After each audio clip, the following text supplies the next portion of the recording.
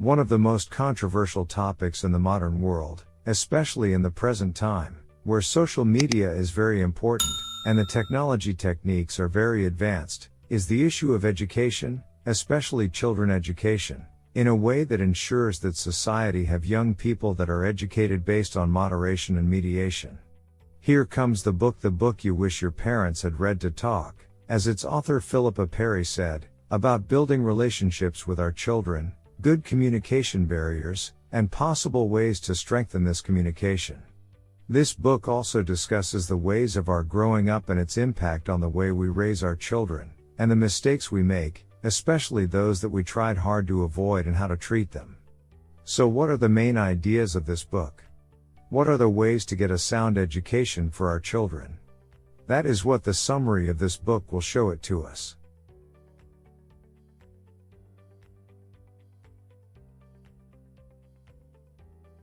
The Book You Wish Your Parents Had Read, by Philippa. A child, like any other adult, needs a lot of warmth, hugs, touch, and physical presence. And it is normal that all of this should be accompanied with a lot of love, understanding the nature and requirements of childhood, playing with other people of all ages, calming, and a lot of care and time. This may seem easy and inexpensive. However, after looking deeper, it seems that there are many obstacles. The most important ones are: your life can be an obstacle. Your circumstances, child care, money, school, work, lack of time and concerns. What our parents gave us of education and information when we were children. The way we grew up and the legacy of education we carry with us. We are not only required to diagnose the crises we are going through as educators and parents, this is important. But the most important thing is to have the ability to reshape this cycle to benefit our children and their future children, and to give yourself the opportunity to start over. And this is done through the following points. You don't have to do the same things that happen to you. You can get rid of the things that you see as negative and useless. You can go back to your childhood and think about the things that happened to you and how you feel about them now. Evaluate all these things and focus on what you need in your next mission. To remember, a child, like any other adult, needs a lot of warmth and hugs from us. The child is the son of his natural environment that he grows up in and that surrounds him. This environment begins with the family members.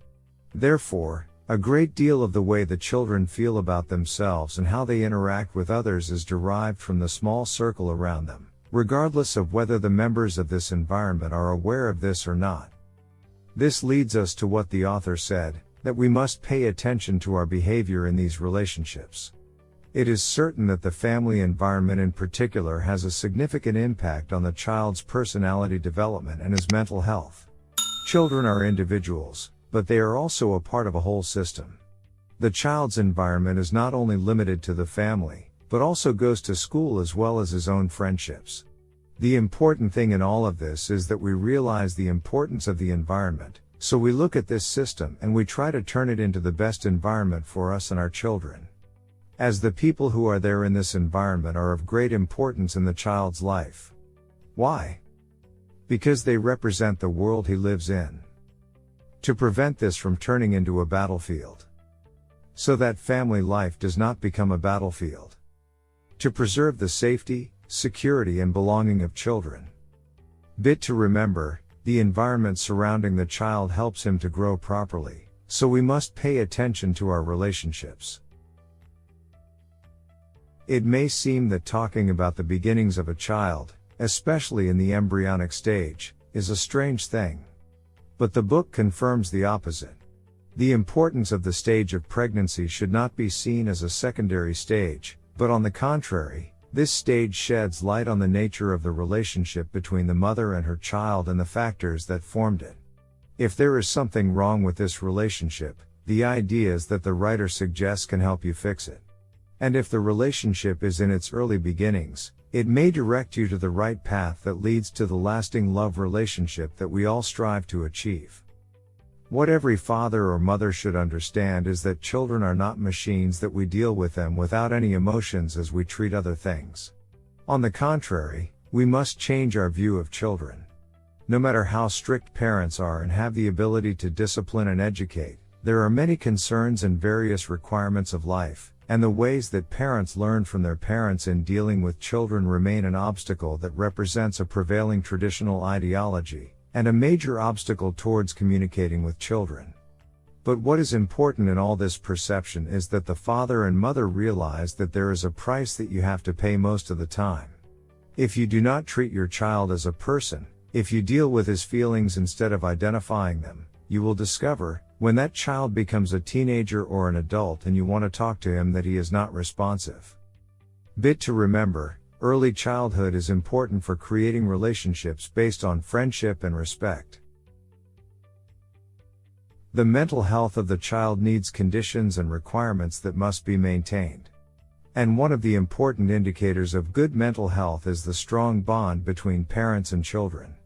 But a question arises here: why do we have to maintain this relationship and try to strengthen it? Simply for the following reasons. Humans are social beings by nature, as philosophers say. Humans are programmed to connect with each other. The bond between parents and their children is established through raising and education. We have now confirmed that the bond between parents and children is something very important that will provide health and happiness for you and your children. If we reach this conclusion, we must stay with the children and always be beside them while they test their feelings and moods. Not make them feel isolated. Feel the importance of children's physical attachment to their parents. Emotionally be close to the child. Feel the importance of mutual influence between parents and their children. Have the desire for having conversations with logic and reason. Bit to remember: mental health requires conditions that begin with the powerful bond between parents and their children.